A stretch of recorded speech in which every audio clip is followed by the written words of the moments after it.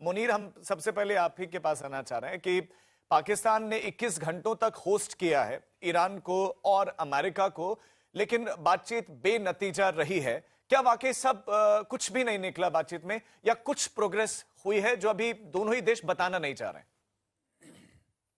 Thank you so much, मुझे आपने invite किया। सबसे पहले तो पाकिस्तान ने 24 घंटे तक के लिए होस्ट नहीं किया। मैं कहूंगा कि पाकिस्तान ने पिछले 5 दिन से एक जंग को रोका।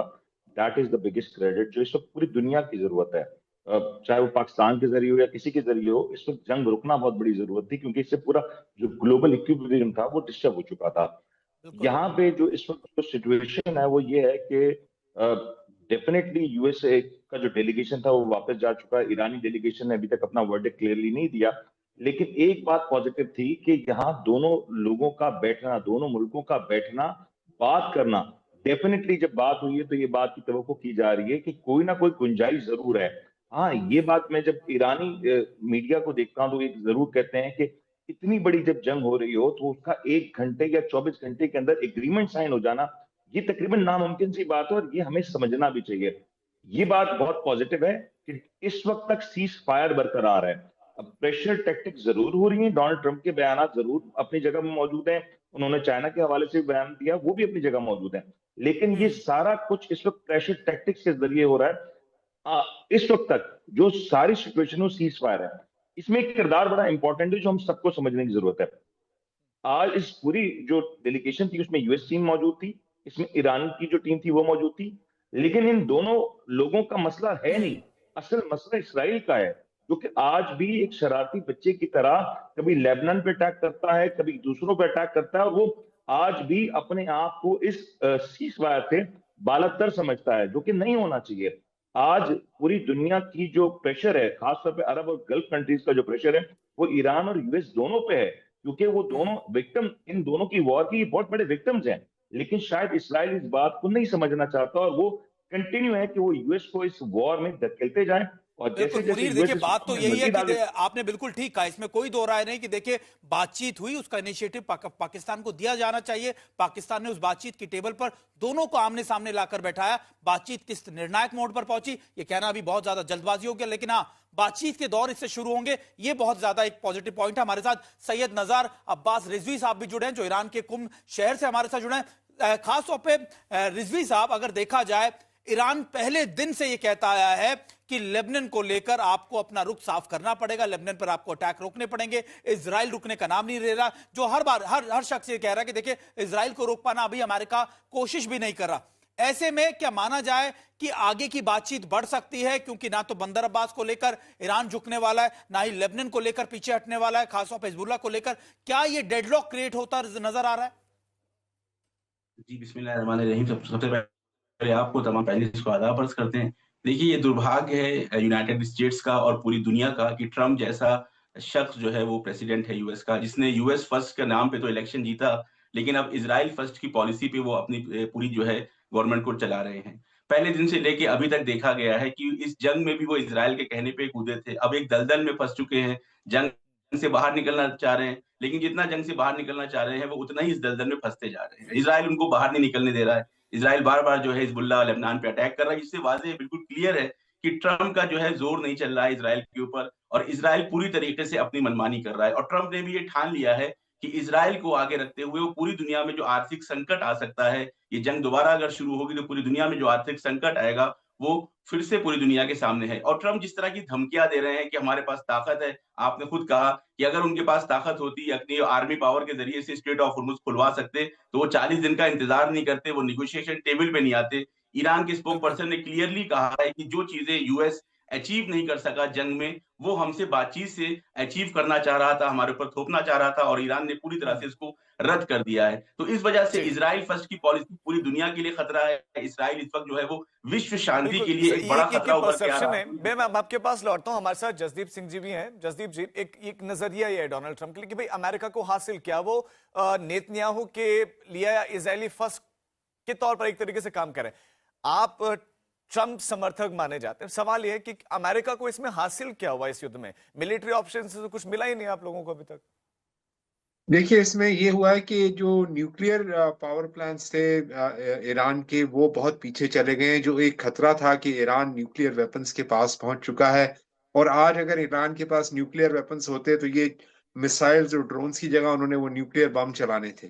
तो ये एक बहुत बड़ा अमेरिका को फायदा हुआ है कि ईरान अब न्यूक्लियर केपेबल नहीं रहा, लेकिन अभी भी उनकी मंशा बनने की है। जेडी वेंस ने कहा है कि वो अभी तक उन्होंने जिद नहीं छोड़ी कि हमें ये खिलौना चाहिए, और उस जिद से वो अभी भी पीछे नहीं हटे।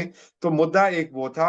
और जो स्ट्रेट ऑफ हॉर्म्यूज का जो अभी तक चल रहा है, उसमें सेंटकॉम ने ये खबरें दी हैं, और प्रेसिडेंट ट्रम्प पहले ही कह चुके हैं कि ये सीज फायर, ये डील नेगोशिएशन में हो ना हो, विद और विदाउट ईरान, हम लोग स्ट्रेट ऑफ हॉर्म्यूज खोलेंगे।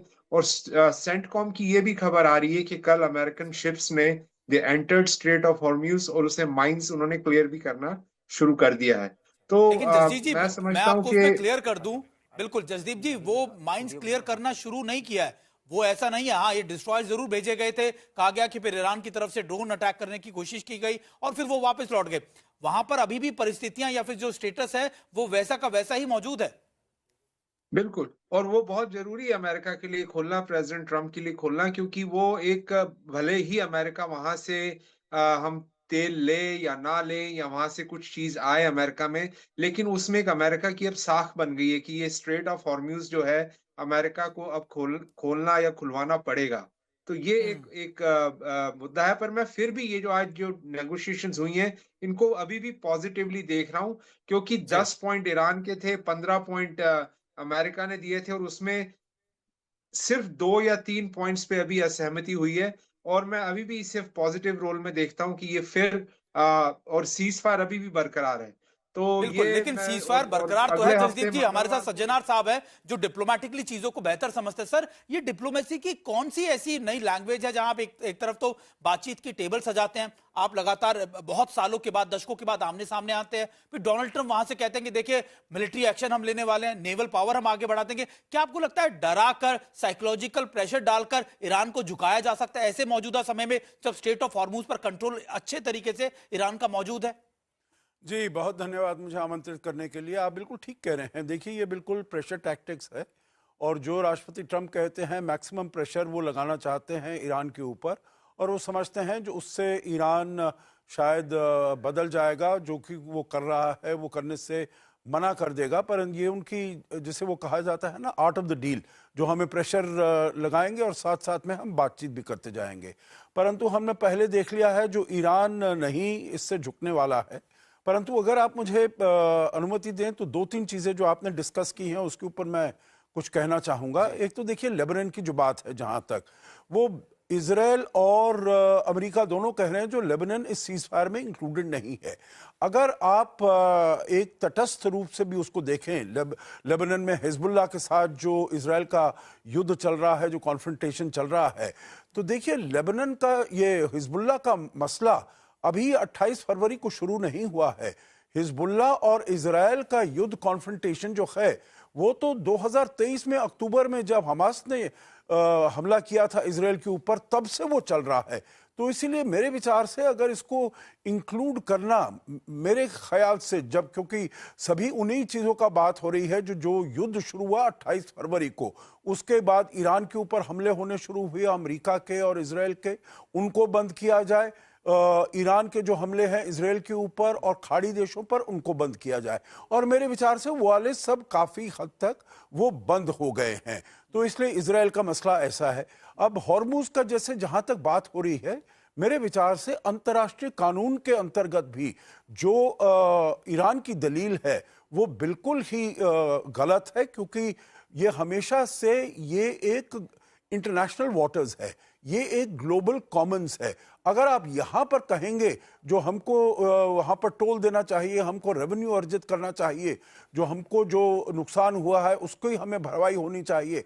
पर देखिए, नुकसान तो ईरान ने भी बहुत किया है खाड़ी देशों में। उन्होंने कितनी रिफाइनरीज, कितनी वहां पर जो एयरपोर्ट्स हैं, कितने पाइपलाइंस हैं, तो क्या उसकी भी भरवाई वो ईरान वहां पर करना चाहेगा?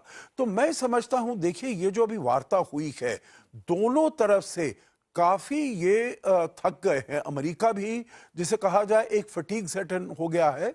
और ईरान में जो हमारे भाई लोग हैं वहां पर, ईरान से हैं, उनको पता है जो ईरान में कितनी वहां पर नुकसान हुआ है, कितनी क्षति पहुंची है। तो इसीलिए दोनों को मिलकर, बहुत ही, इसमें तो कोई दोहराने की बहुत ही ज्यादा है, और क्षतिपूर्ति बातचीत के साथ ही की जा सकती है। लेकिन अभी जो बातचीत हुई है वो तो बेनतीजा रही है।